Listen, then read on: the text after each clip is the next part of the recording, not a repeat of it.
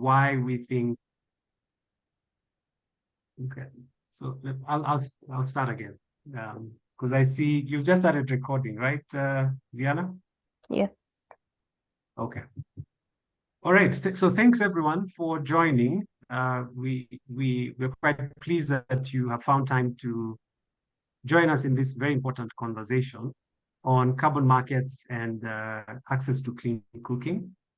We have a very distinguished panel who I'm going to introduce in a short while. But before then, I thought it would be useful to just say a few words about the background and motivation for this webinar. So one of the shocking statistics that is out there that people don't talk about enough is the fact that traditional forms of cooking, especially at the residential level, is one of the leading sources of greenhouse gas emissions in most of sub-Saharan African countries. So this is one of the leading sources of greenhouse gas emissions. And in some countries, it is the leading source of greenhouse gas emissions. But you'll find that in many conversations around energy transition, cooking is barely mentioned in these conversations. There's a lot of focus on electricity. There's a big focus on e-mobility, but there's a lesser focus on cooking, yet cooking is a leading contributor to greenhouse gases. But in addition to the climate question, there's also the health impact. So, for example, in Kenya, and this webinar is primarily focused on sub-Saharan Africa, but I'll give examples from Kenya and also other countries. In Kenya, the Ministry of Health estimates that 23,000 lives are lost prematurely from household air pollution attributable to the use of traditional fuels in cooking. So there's also a health question as we talk about cooking. So it's not just climate, but there's also health. And then there's environmental degradation that's also associated with cooking. So cooking is really front and center when we talk about energy and energy transition. So for the longest time, the biggest challenge with advancing cleaner cooking technologies is the upfront cost. So you'll find that in many contexts, the solution that's used for cooking is either free, so it does not have a financial cost. So for example, the three-stone open fire, or it has a very low cost. So for example, the stoves that are used for charcoal, which go for probably $3 or $4.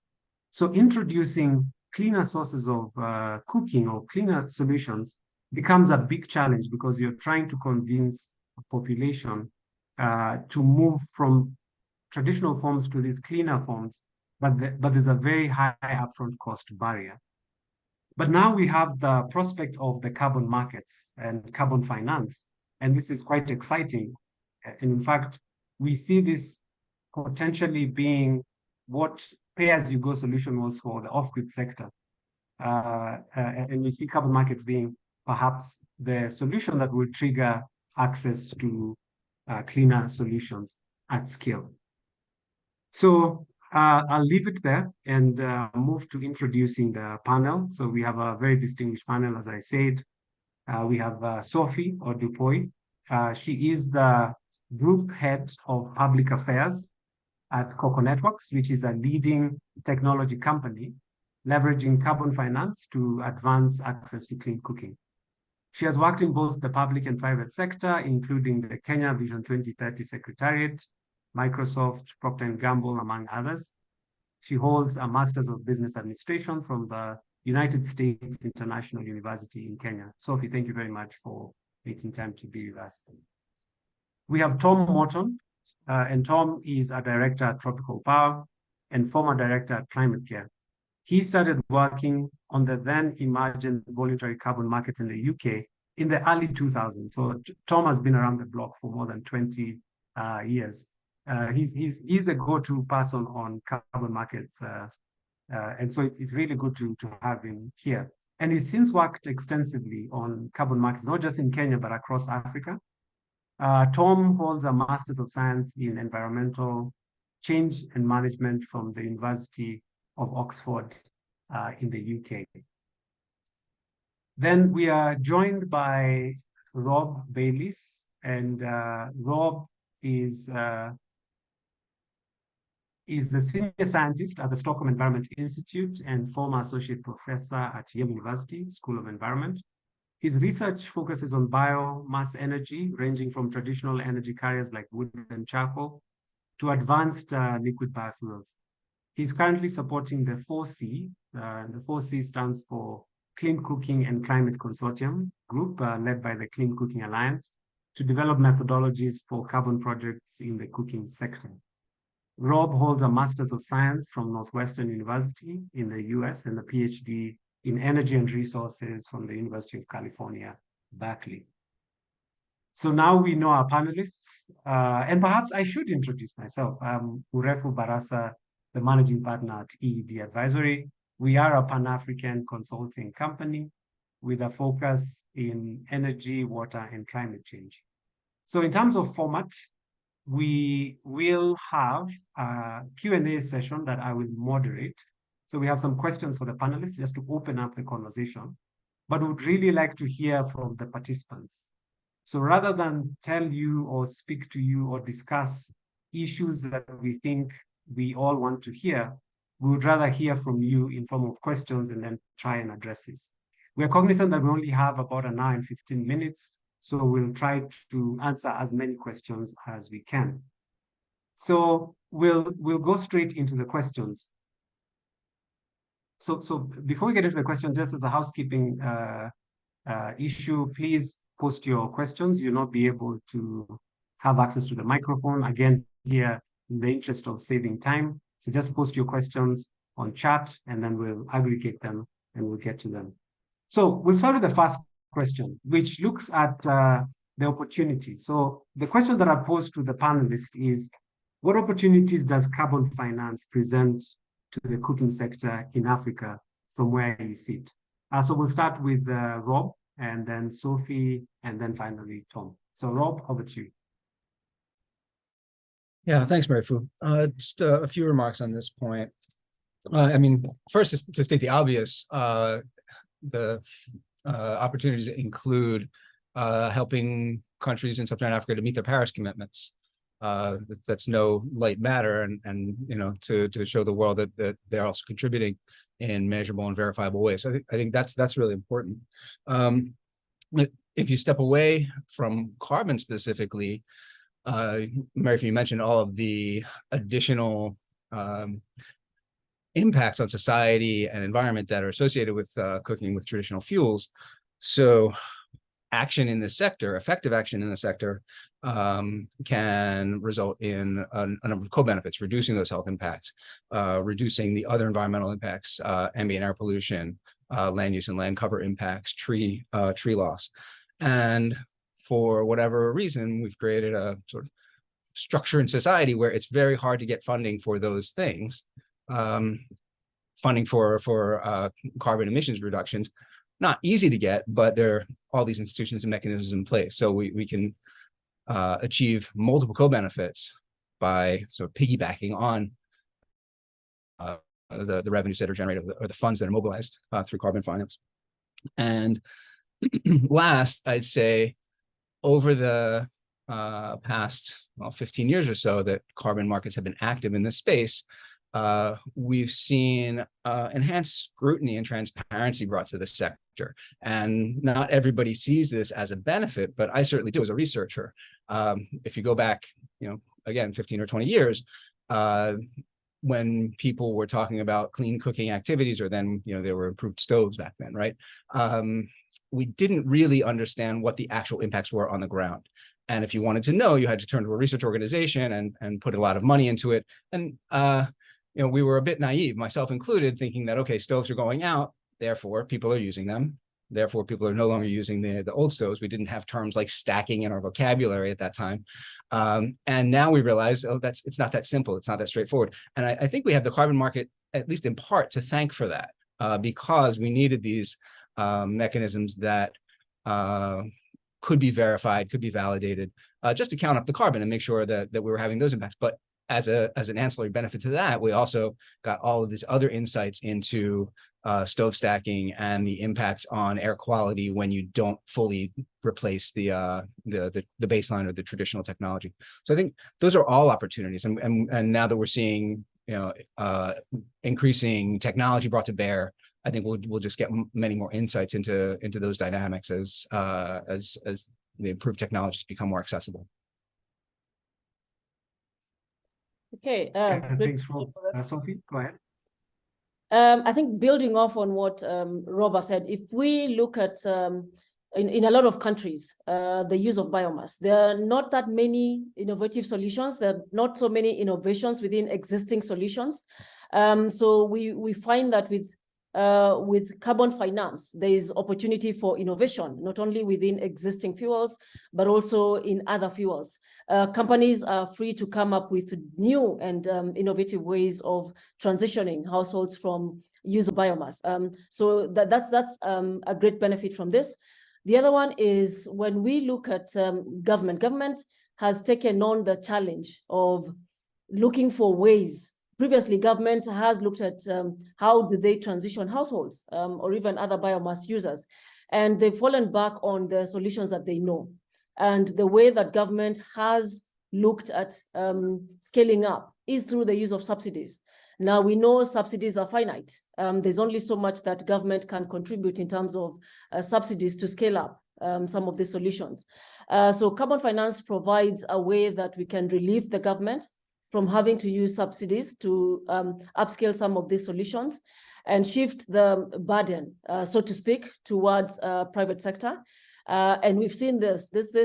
Kenya is one of the countries where this has been applied very, very well. We are able to see the government stepping back and allowing private sector to take up and see what they can do with carbon finance. Thank you.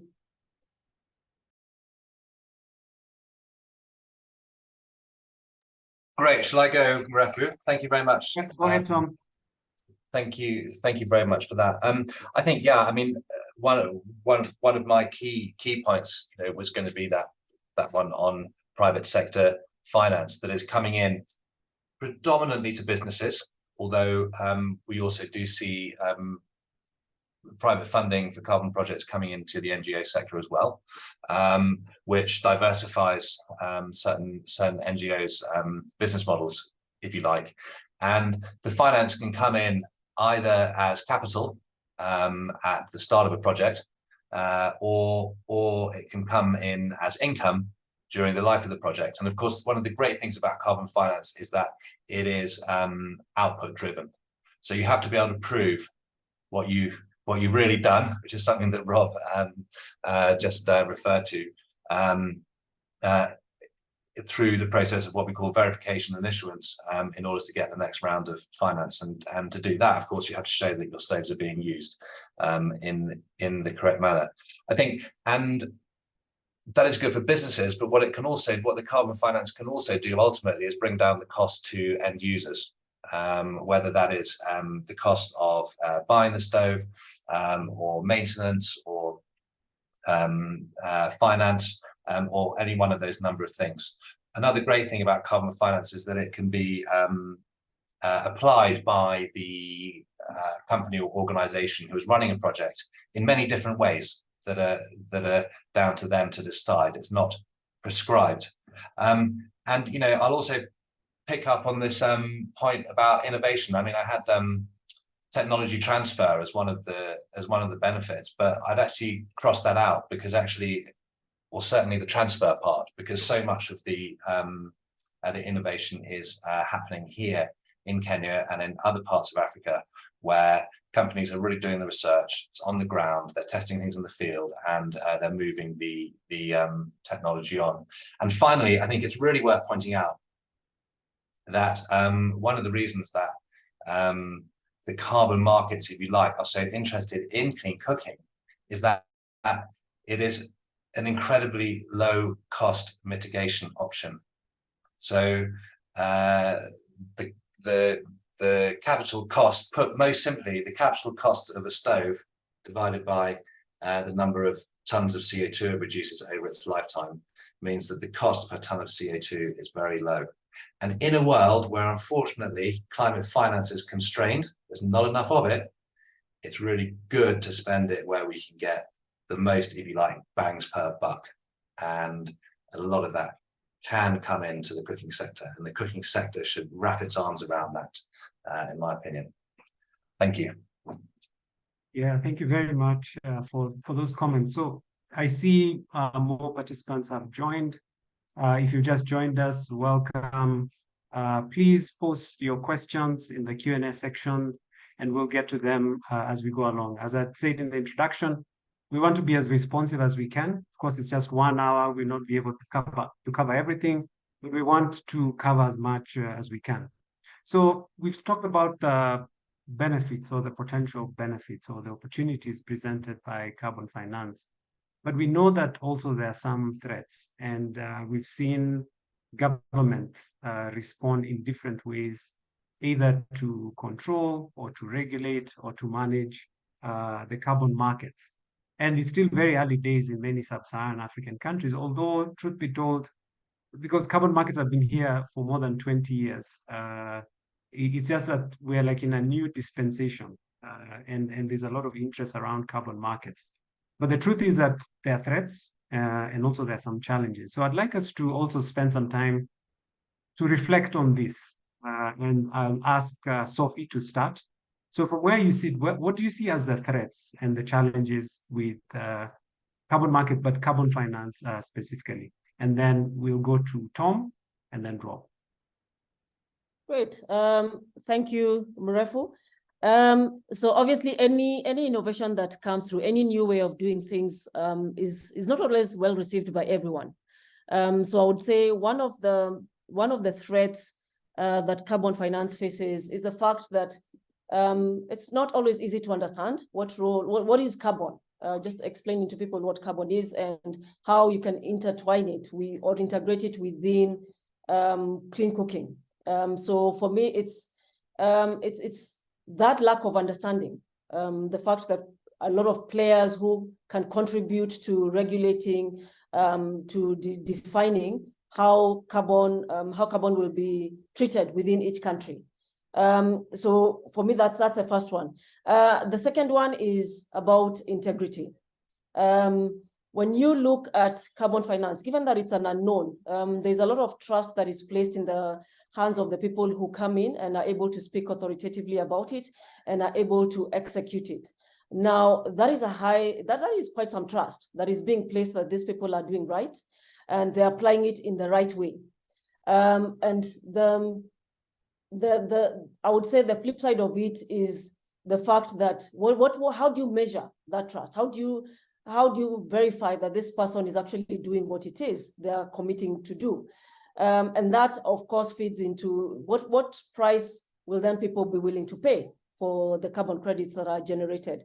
So until we are able to prove the integrity of the carbon credits and be able to show a lot of the community benefits and how these are shared, this will be perceived as a threat by a lot of governments primarily, and they'll then scrutinize it a lot more and maybe even put in place blockers that, rather than easing, making the pathway to development of these solutions easier, it may end up just making the process a lot slower. Thank you, Mrefu. Thank you, Sophie. Yeah, there's a lot of things to unpack there. I think from a slightly different track, and from my experience in being involved in developing carbon projects, one of the key challenges that you face if you are developing a project is how to keep track of the stoves and the users. So that really depends on the sales channel. And if you're selling, you have to keep a record of every user and know where they are and be able to contact them for your annual verification, because your third-party auditor may pick anyone from your database at random. And if you can't show where 10 people that they ask for, who they are and that they're using their stove, then that percentage of people may well get taken out of your database, and you may well lose a large amount of the potential carbon credits. So setting up in your business model one of the challenges is going to be, how do you track your customers? How do you get their name and address? How do you incentivize them to pass on your name and address? And of course, some of the newer technologies where perhaps you're buying fuel every day or every other day through an app make that much easier. Or if you've got a little mobile enabled device in the cooking stove, makes that much easier. But of course, that is much harder for the more traditional, perhaps what we think of as a charcoal Gico stove, for the project developers to keep track of all of those. And we did some work at Climate Care on a new methodology for measured energy devices, so that we could see exactly how much energy people are using in the project, rather than just doing a statistical survey and working it out from there. So these sort of practical things for the project developers are a real challenge. Who are your users? How do you keep in touch with them? How do you know how much energy they did use beforehand, and how do you know how much energy they're using in the project?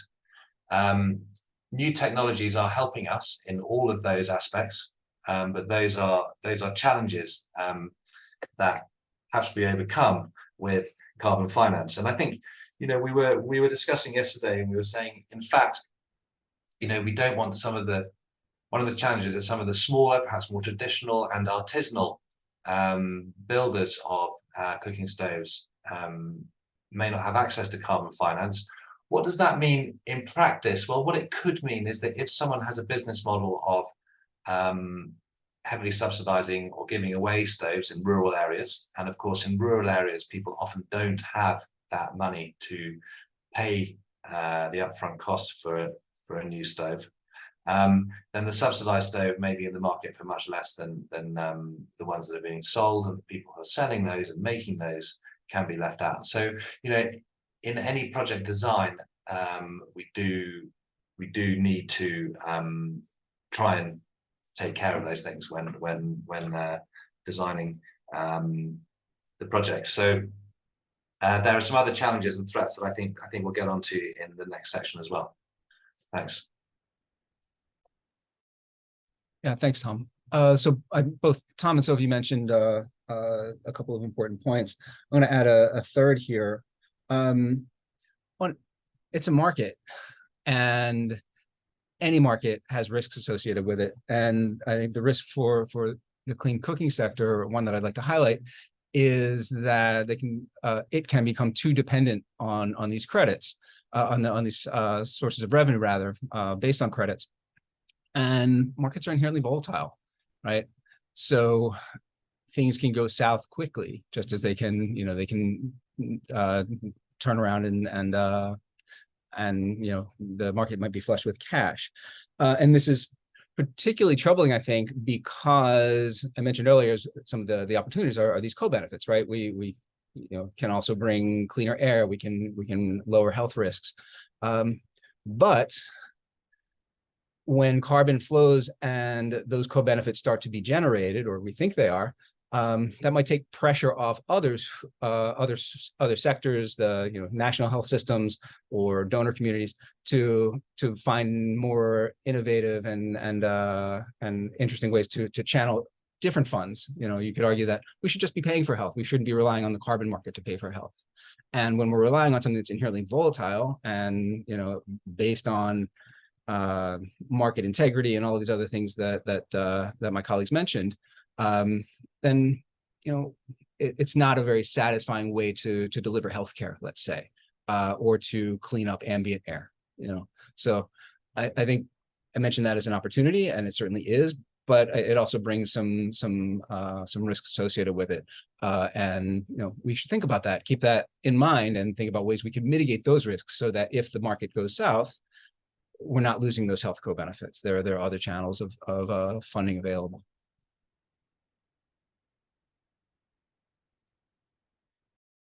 Right.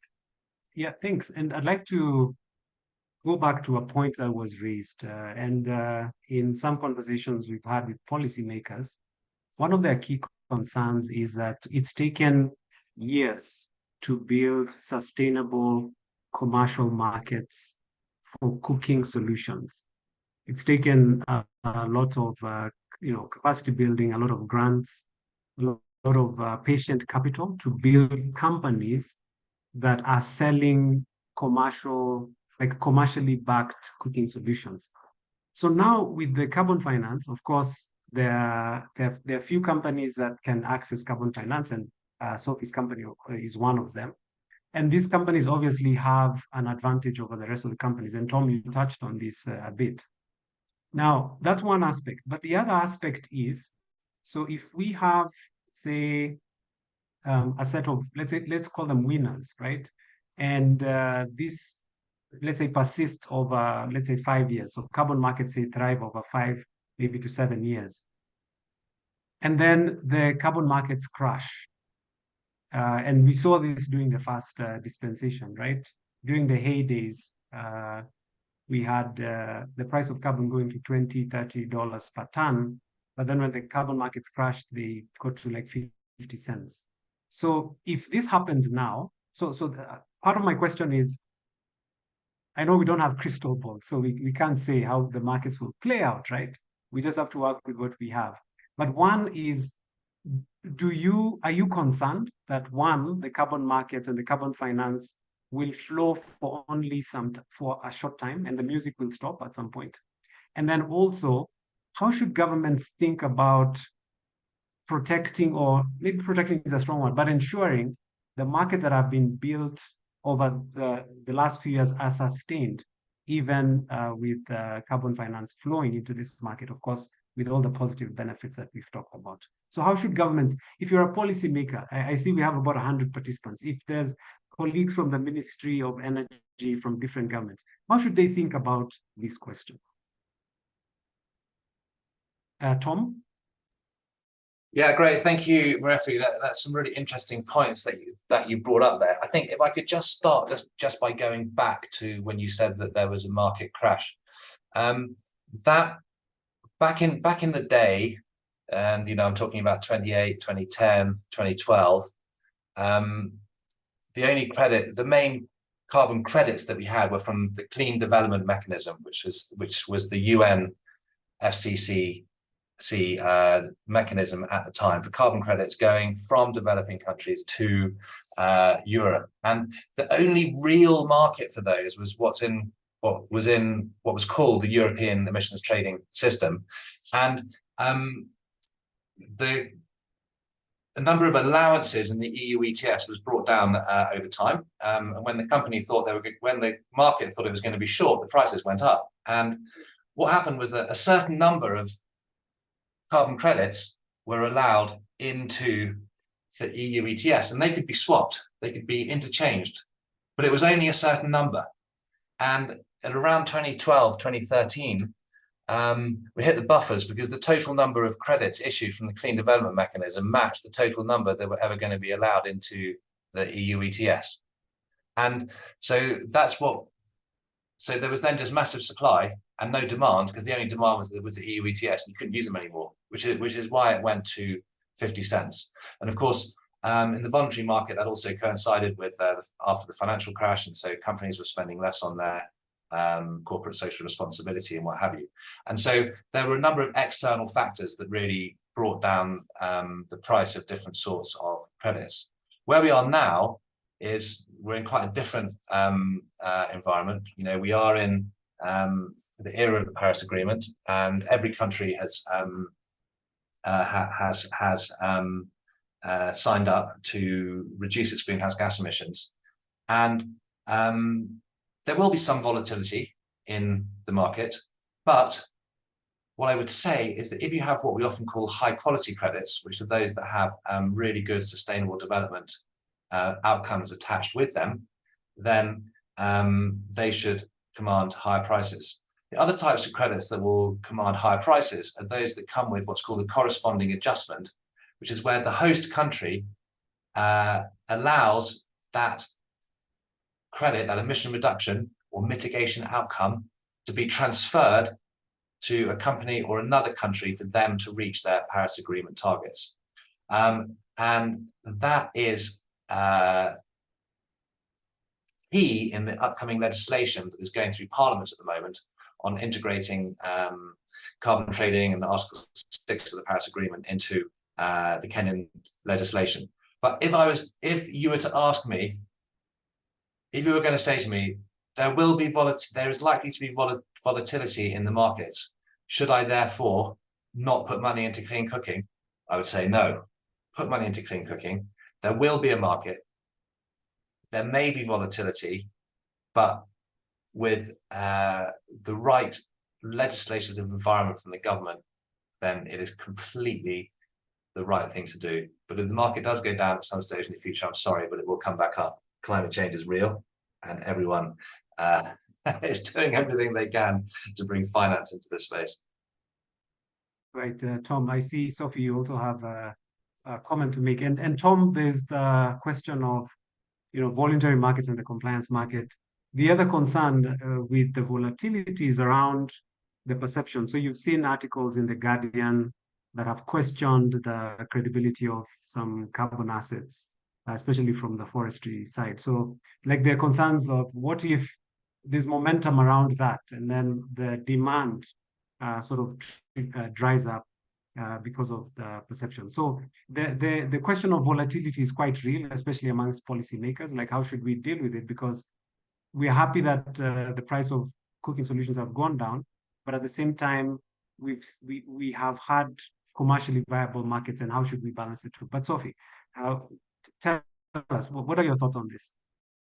Okay, I think speaking from experience, I think within cocoa, we have used technology to make sure that we can guarantee integrity of our carbon credits. So I think that was critical, so that right from the start, potential buyers can come and see the infrastructure that we've set up and the mechanism that we use to deliver the fuel is such that it can be tracked, very much to what Tom was saying. So they can actually trace down to the users of our bioethanol. So for me, that is one thing that we have endeavored to guarantee. Again, it's the market, as you said, is pretty unknown. We need to remember that our ambition as the world, as we work towards 2030, is to keep the temperature increase below a certain threshold. Now, for that to be achieved, we have to be very aggressive in terms of converting households from using these biomass solutions. And once you convert them, it is important that they then use continuously the solution that they have transitioned to. Now, government can't turn around and say, we have 80%, 90%, whatever percentage of households have been converted to clean and renewable energy, and then sit back. It has to be, once you transition them, you need to make sure that the policies that are put in place ensure that they continuously use them. Otherwise, we will be claiming we have converted them to clean and renewable solutions, whereas on the back end, if you're not guaranteeing supply, they will go back to use biomass. So I would encourage government to work hand in hand with all private sector, NGOs, all players, as we transition. Whatever steps we are taking, we're working together, so that even if we hit the target, like in Kenya, 100% universal access to clean cooking by 2028, it should not just be a tick the box. We should say we have achieved it, but every year we need to measure to make sure that the households are staying within that clean and renewable energy use. Thank you.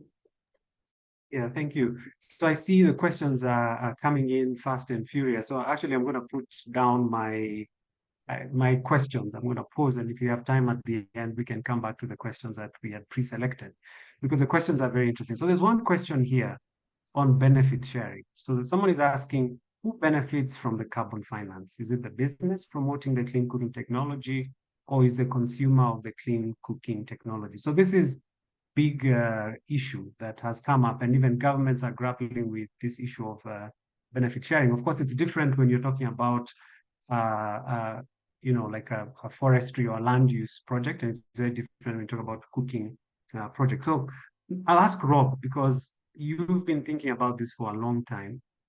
How would you respond to this question? Who benefits, and how? And maybe the broader question is, how should we think about benefit sharing within the cooking sector as we talk about carbon finance? Okay, yeah, we can go really deep on this.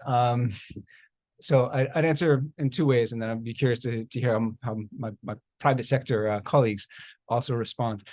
So you can think of benefits as just the direct flow of cash, right? So there's money being exchanged, and how is that being divided up? And there's some I think justified criticism that can be levied against the carbon market, because that hasn't necessarily been very transparent up to now. And some of these calls for benefit sharing are really driven by a desire to bring some more transparency into the flow of revenues. So you can imagine, okay, somebody's paying for, somebody sets up an industry, they're delivering stoves and they're claiming carbon credits for it, and then they're receiving revenues for that. How are those revenues used? And does any of that cash actually return to the consumer? Generally, no, not in stove projects. In the red projects, things like that, then where there's community involvement, then the answer might be different. But what happens is the firm itself, the enterprise, is using some of that revenue to reduce the cost, to make it more accessible. So the consumer, the person who ultimately is using the stove, benefits because they're getting a product at below market value.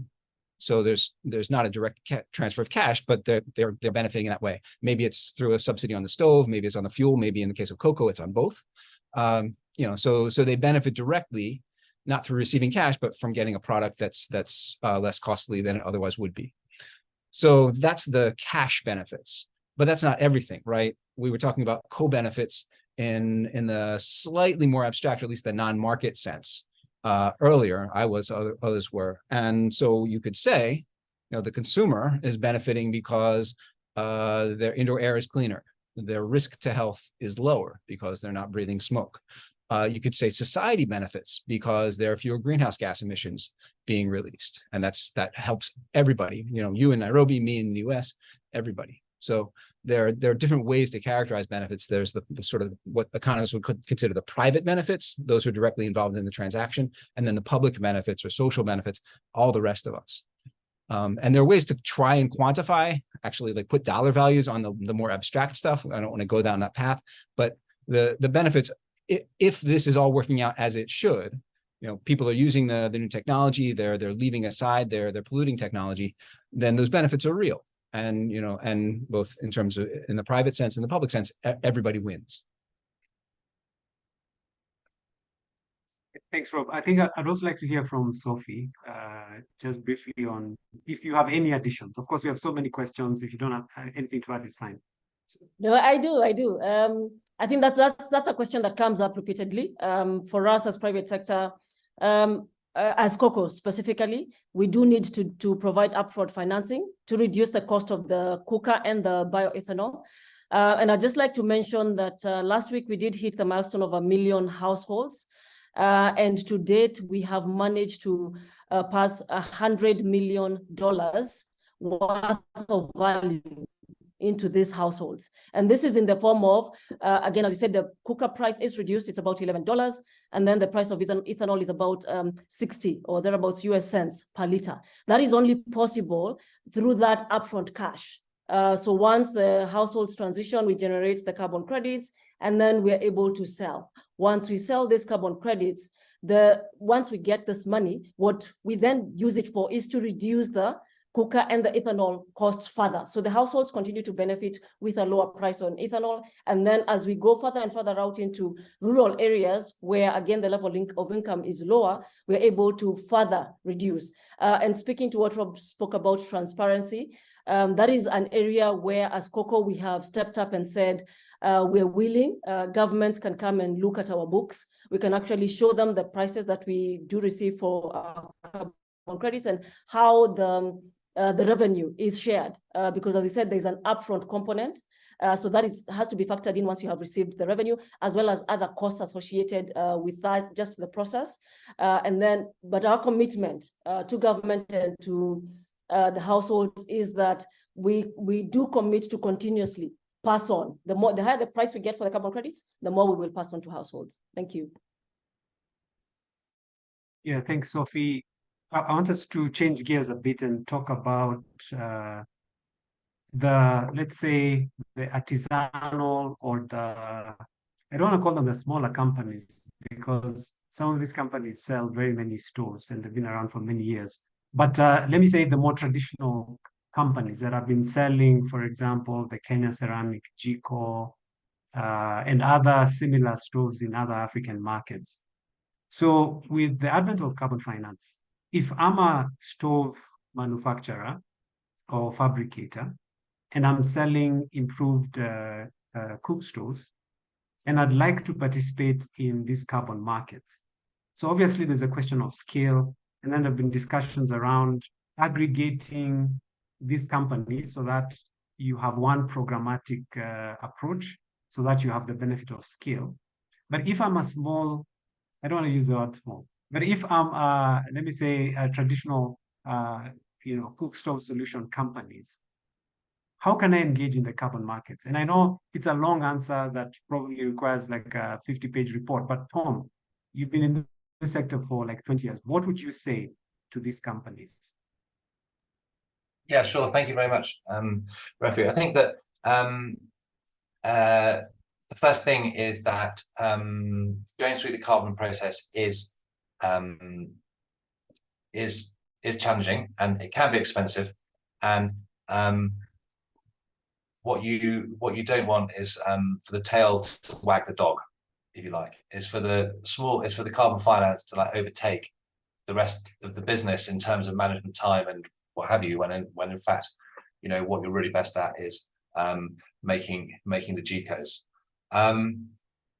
What is possible though, there are some options available for smaller projects through the gold standard. There are some simplified methodologies for what are called micro scale projects, which are doing fewer than 10,000 tons of CO2 reduction a year. So that might be, for example, roughly a population of 5,000 stoves. It might take you a bit of time to get to your 5,000 stoves. And once you get to 10,000 tons, you could start another project. So I would suggest that you have a look at the rules and the guidelines for doing micro projects, because the costs are lower. There are still costs involved, and there's still a lot of monitoring, and you still face, you know, a lot of the challenges that a big company like Sophie does. But if you do want to go down that route, and as a result, you know, if you can prove then, you know, the great benefits that you are providing to your users, and you know them and what have you, then you may be able to get a good price for your credits through the right channel as well. But it is not straightforward, and it's not for everyone, and it's not a free lunch. Right. And Tom, just very briefly, is there a role for governments here in terms of working? You know, we're talking about just energy transitions, right? We have to think about what impacts do these new technologies and the transition have on current existing systems of livelihood. Is there a role for government? Just very briefly.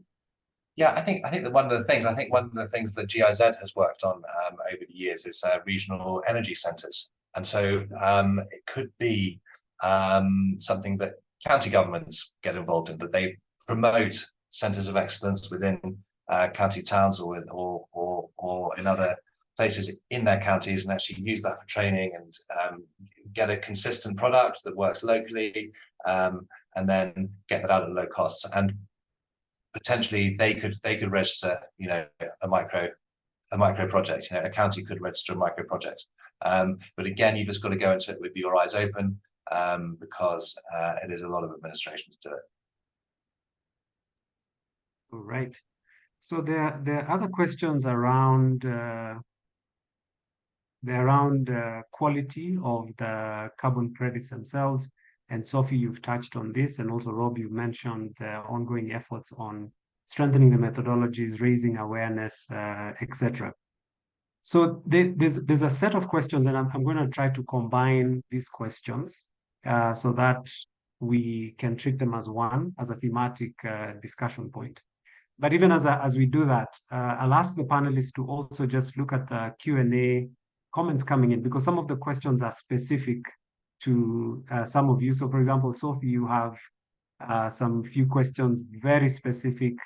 Actually, one comment sounds like a proposal inviting you to go to Tanzania So I think this is something that you can pick on the side. So if you can respond to those specific questions to you on the chat, so that then we don't have to bring in everyone, I think that would be good.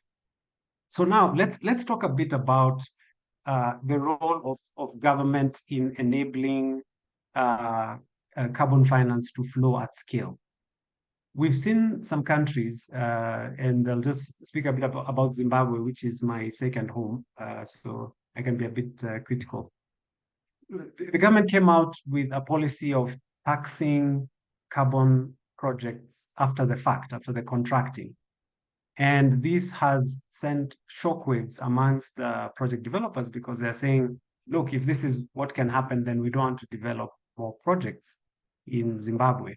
And even here in Kenya, there's a conversation around taxing carbon projects. So my layman view, and I'm not an expert on taxation, would be, if I was government, I would not touch any carbon project because I want all these projects to come to my country. So if all the other countries are taxing carbon, and because it's still very early days, they're like, very few projects. So even if you tax those few projects, you're not going to get so much revenue.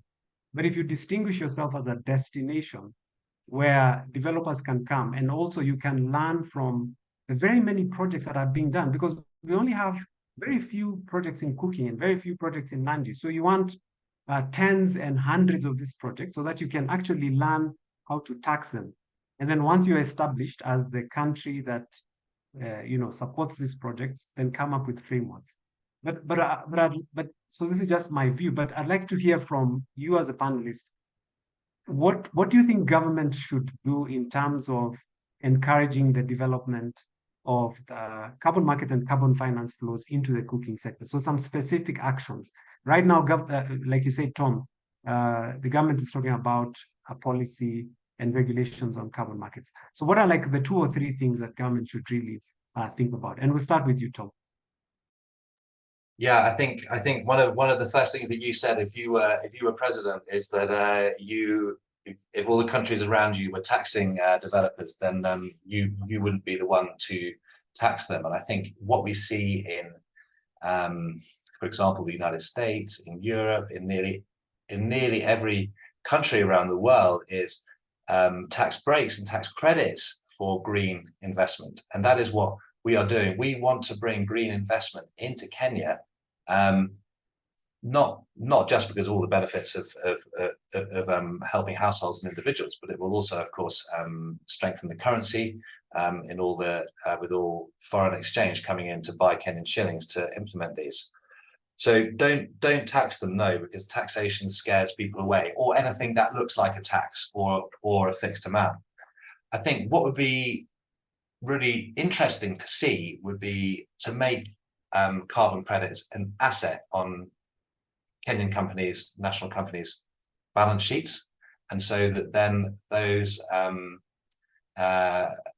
assets are then audited in the standard way through the international audit process.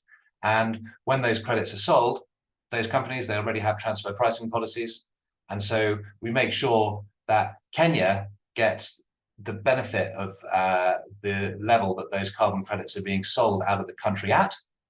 That comes in as revenue to the companies in Kenya's balance sheets, and that then goes through general taxation. So you're not reinventing anything.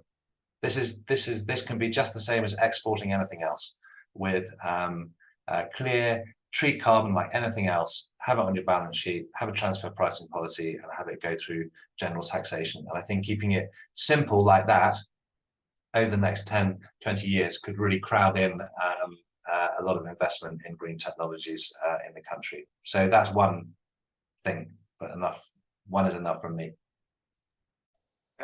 Rob, and then Sophie.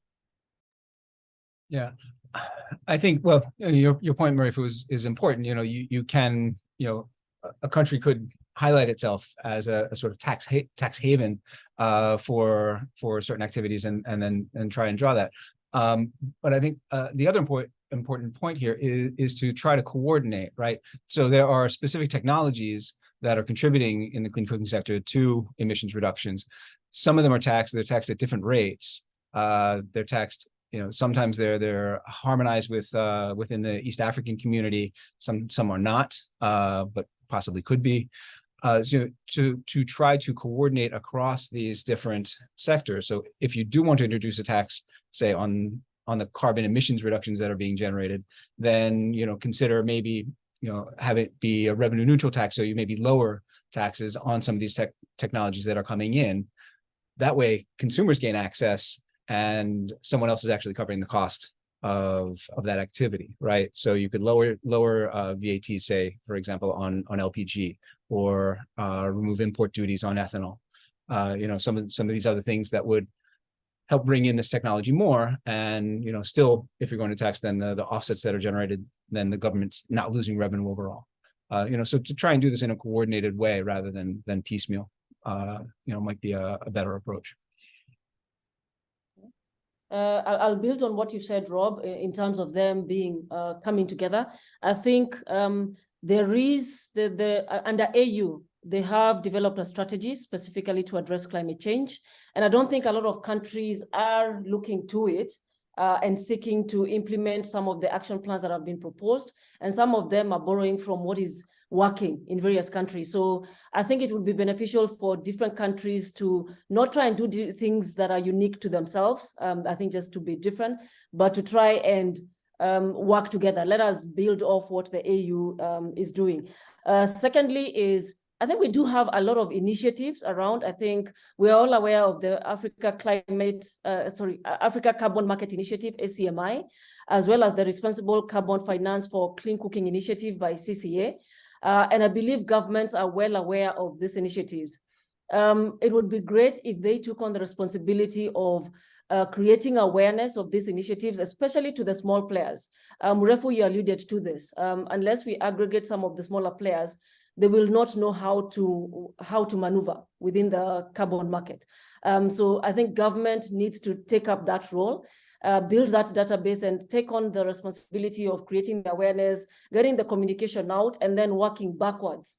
Once they can validate the carbon credits, also serve as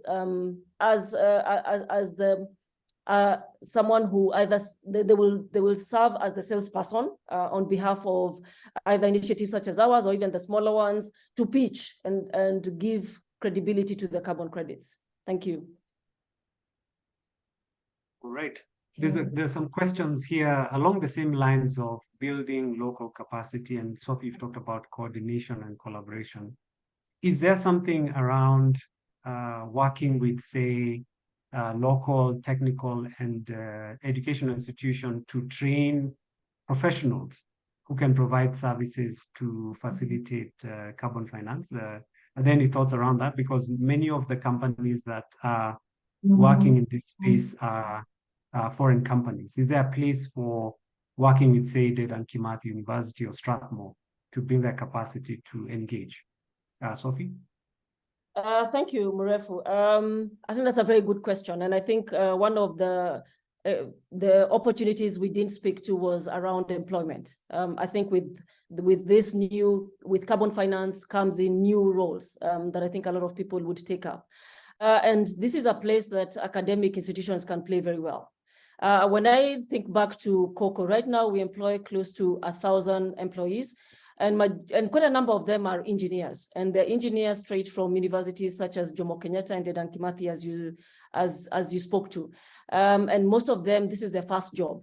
I believe that there is a place for companies such as ours, or even other individuals and entities that are aware of upcoming needs, to work with universities and be able to structure their curriculum to be able to provide courses that are relevant now and in the future. There's been a lot of talk in the last few months about cleaning out. Universities need to relook at their courses offering, how relevant are they to the current market and the future needs. I think there's a great opportunity there. Again, government can play a role. Again, I don't think there's something they can run away from. As much as we can articulate to them our needs, they need to step up and be able to speak to the academic institutions and be able to guide them on the courses that are most relevant. Thank you. Good. So let's move to this other issue on the relationship between the products and consumers. So there's a concern around, let's say, dumping of clean cooking solutions driven by companies that need to dispense or to distribute solutions, because the credits are linked to the number of, say, stoves or solutions that a company puts out. So obviously there are lots of lessons that we can learn, but I bring up this question because recently there was a company that sought to distribute 1 million stoves at no cost in Kajiado, which is one of the counties in Kenya, which is a big concern because there are very many issues that can come from there, because like Rob said, there are cases where stoves are distributed and they are not used. So from a government perspective, what can be done to ensure that the authentic relationship between a buyer and a seller remains? And the buyer gives the seller feedback on their product. And I think we've learned this also from Cocoa, because initially Cocoa had the one banner, and because they interact with the buyers, they get the feedback that, look, we need a 2 banner, and then they innovate based on the feedback from the consumer. But in cases where a company is just pushing cook stoves so that they can get the credits, then it becomes a concern, because then you have suboptimal products in the market. So the question is, just to anyone, I think anyone can pick this, how should government think about this potential threat?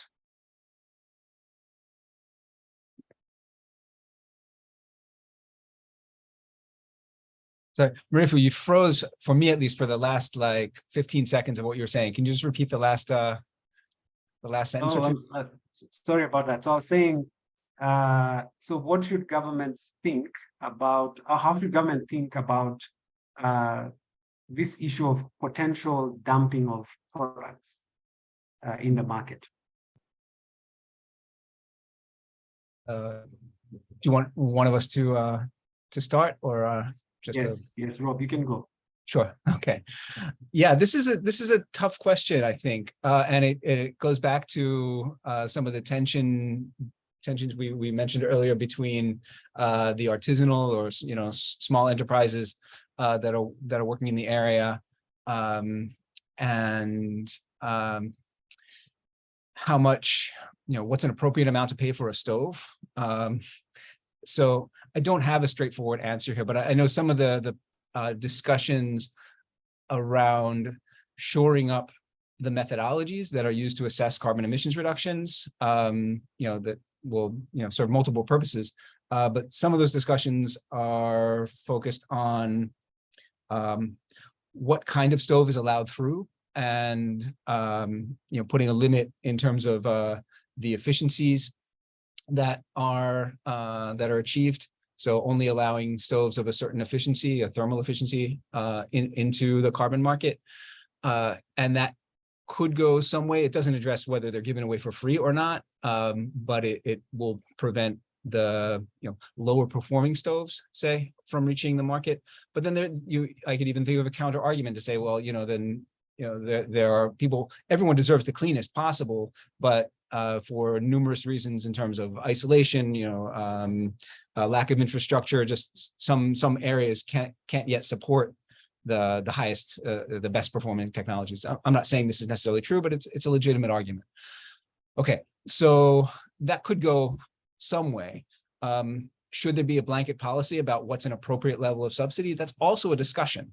But I don't see anybody arriving at consensus there. I see that would be a very difficult thing to say, we have a number, let's stick to it. And that number could be a flat value in currency, or it could be a percentage of the stove's overall value. So these discussions are happening, but yeah, I don't see an easy solution there. The government could step in and just say, hey, we have a policy against, free giveaways, completely free giveaways, or maybe completely free giveaways if you have some sort of means testing in place, like except for the absolute lowest tier of income, or poverty. So there are approaches that could be introduced, but I don't have like a quick fix on that one. Yeah, thanks for those thoughts too. And I'll ask Tom and Sophie to add to this. But just in terms of time, we have about 15 minutes left, and we will be closing at 15 past the hour. And at the end, so I'll just ask the participants to hang in there. At the end, we're going to have some parting remarks from each of the panelists.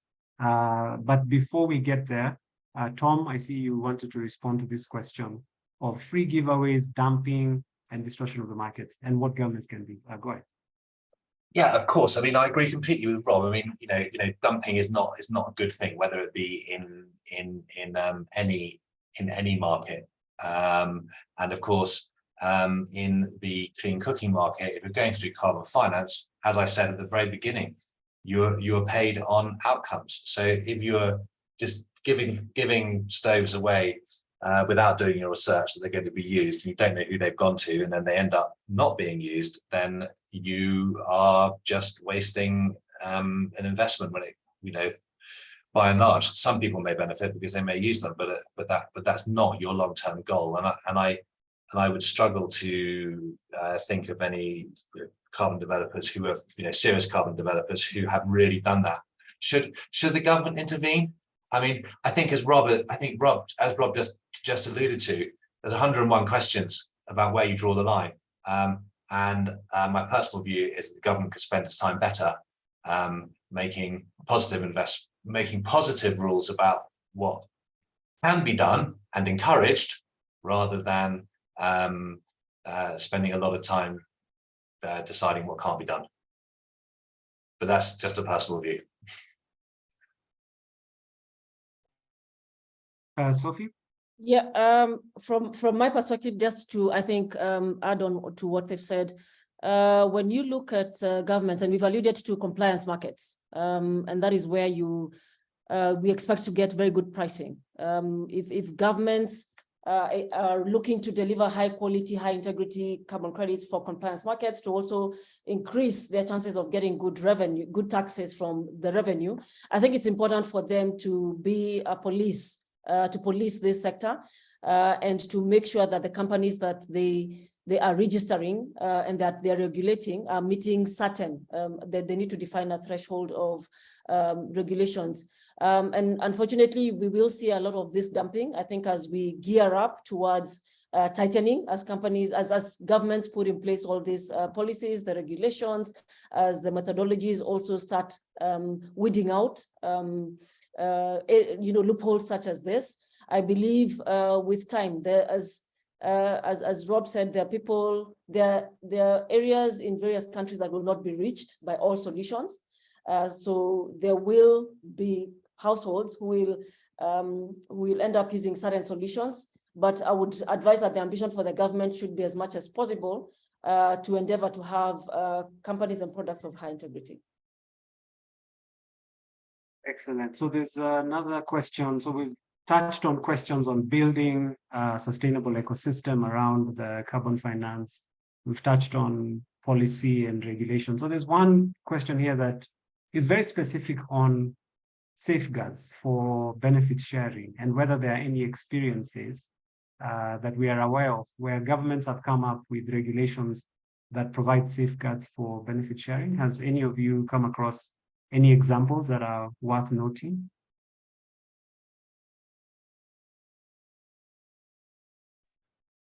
I think it's still early days in this area, Mrefu, and in the draft legislation in Kenya, there are a couple of different systems proposed, but I think Rob gave a really good list of the different ways that end users benefit from having a clean cooking stove and access to clean cooking stoves that carbon finance can bring in terms of lower costs, lower fuel costs, access to finance, as well as all the social benefits. So I think that it's worth saying that a lot of the discussion for benefit sharing around communities, in inverted commas, which is not defined, let's say, in the Kenyan legislation, a lot of that is around communities surrounding forest areas where there are land use projects, reforestation, and what we call RED, which is reduced emissions from deforestation. But in the cooking sector, if you don't want to be part of a carbon project, then you don't need to buy the cooker. It's as simple as that. It's not like having a wind farm erected next to your chamber, where it might be quite difficult to, you've got external problems from the wind farm maybe, but or the hydro station on the river, next to you. This is if you don't want to be part of the carbon project, then you don't have to buy the G code, or you don't have to sign the form that is the waiver to give over the right to the carbon credits, which each cooker has to have. In which case, the developer will then take a decision whether they'll say, okay, well, we'll sell it to you anyway, or well, you can pay the full price, which is 4 times as much, or whatever it is. So I think Rob's given a really good list of the benefits that come in cooking projects, and different projects are designed differently. And so I think as soon as if we have regulation that says, you must do this, then it becomes really, really complex, and investors don't like complexity, just like they don't like extra taxation, as you said, Refu, and that will literally send the capital elsewhere. Great. So I want us to start winding up this conversation. I'm going to give each of you just 2 minutes to share any parting thoughts, any response to any of the questions you've seen maybe that I've not touched on, or anything that you'd like to reiterate. So we'll start again with Sophie, and then we'll go to Rob, and then Tom, you can conclude. So Sophie, over to you. Thank you, Mrefu, and thank you very much for these questions and the opportunity for us to share our experience. And I think just looking at the questions, it's evident that there's still a lot that is unknown. And I love that we are being challenged. We are one of the players that have sought to, to break through and to provide an alternative solutions. And there are others who are walking in our footsteps, who are right behind us. And I gain confidence when I see various governments working hard to look at how can they enable companies like ours bring investment to their countries. The countries that are making mistakes, which is expected. When we are talking about regulating, this is very new. When you think about carbon finance and clean cooking, it's not like land-based solutions, and it will not be like even newer solutions like direct air capture, which again is very foreign to a lot of people. So they're bound to make mistakes, and I think it's upon us to endeavor to engage with them as much as we can to make sure that they're aware of how different carbon finance within clean cooking is, and to avoid them making mistakes that will take years to rectify.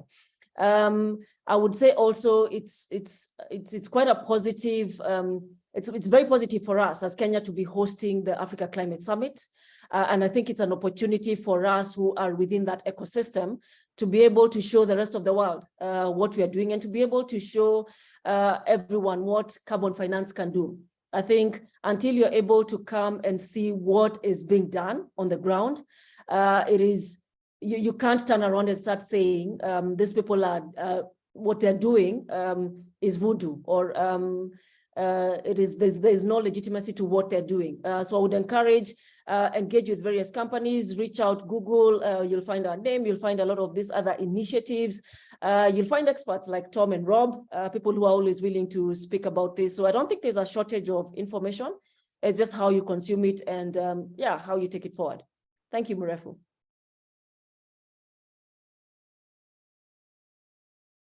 Okay. Yeah, thanks for just to have this opportunity and be able to weigh in and speak about this with these great colleagues. One thing I'd like to close by pointing out is that this conversation has been, while it's general in some terms, it's also been very focused on Kenya, which is understandable. It's really the biggest hub of activity in the region, and and all of you are sitting in Kenya. I'd like to stress, though, that there are countries for which this market is very, very nascent. You say it's early days in Kenya, but Kenya's been hosting this activity for, well, since Tom, arrived there over 20 years ago, right? And, Mrefu, you were a fresh-faced bachelor's degree holder, right? So there are other countries where there's almost no conversation. It's very, very nascent, and there are huge opportunities there, but there are also risks that those countries will be completely bypassed. So what I'd really like to see is that these kinds of conversations expand to a regional level, and they are occurring. You mentioned there's AU activity, there's regional activity, but still there's very little market, actual market activity going on in these other places. And I think we really need to extend a hand to policymakers in those other countries so that they don't get left behind, and so this opportunity can can grow and spread. Kenya, you can walk through Nairobi and you could see 3-4 different clean cooking options available at retail. They're not experimental, they're commercial. And that's not the case in many other sub-Saharan African capitals, right? So I would hate to see the other countries sort of just left behind. And I'd like to see this conversation repeated elsewhere. Great, thanks a lot, Rob, and apologies, to our more international participants, because I'm just going to start with a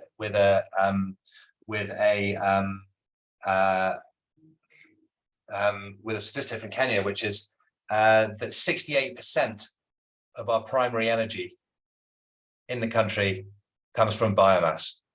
Okay, that is all the road fuel, all the electricity, all the industrial fuel, all the fuel for cooking. 68% of our energy comes from biomass. Now, we cannot reach Kenya's 10% forest target with if we're using 68% of our energy through biomass, and indeed, let alone the 30% forest cover target that has been set.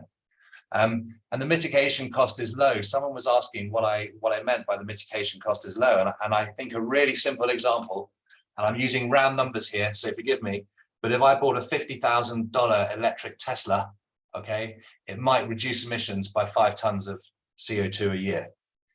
If I buy a really good $50 Geco, it might also reduce emissions by 5 tons of CO2 a year. So in year one with my Tesla, my reductions cost me $10,000 a ton, and in year one with my Geco, they cost me $10 a ton. Okay, so that's what we mean by looking at the mitigation cost, and that's why we can really crowd in investment into countries that have a clean cooking potential in order to reduce emissions in a low cost way. Someone asked on the chat, why is this not higher profile? Exactly. Why is it not higher profile? Even our politicians are saying 90% of energy in Kenya is renewable, and they're conflating energy with electricity again and again and again. And let's get that message across at the climate summit. It's our opportunity to have a platform for the rest of the world. This is a problem. We are being innovative in creating solutions, and the billions of dollars of climate finance that are being promised, let's put our arms around that and bring it to Kenya, East Africa, and Sub-Saharan Africa for the benefit of all those concerned. Done in the right way, it'll work. And someone's referred in the chat to things were not done in the right way. I can tell you, we did our first cooking project with carbon in 2003. There were no rules. We started to write them. And since then, it's been a continuous process. And yes, it needs to improve.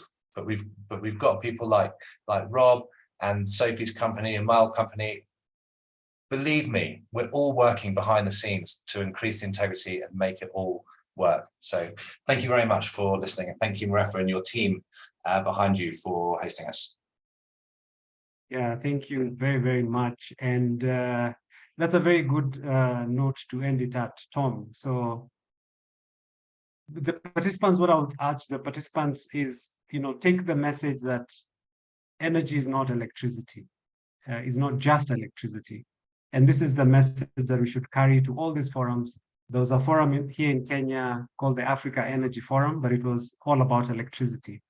And so we need to shine the light on the question of cooking when we talk about energy transitions, and not just for climate benefits, but also for all these other core benefits that have been spoken about. And also, cooking is not just a residential issue. Cooking is an opportunity to create jobs.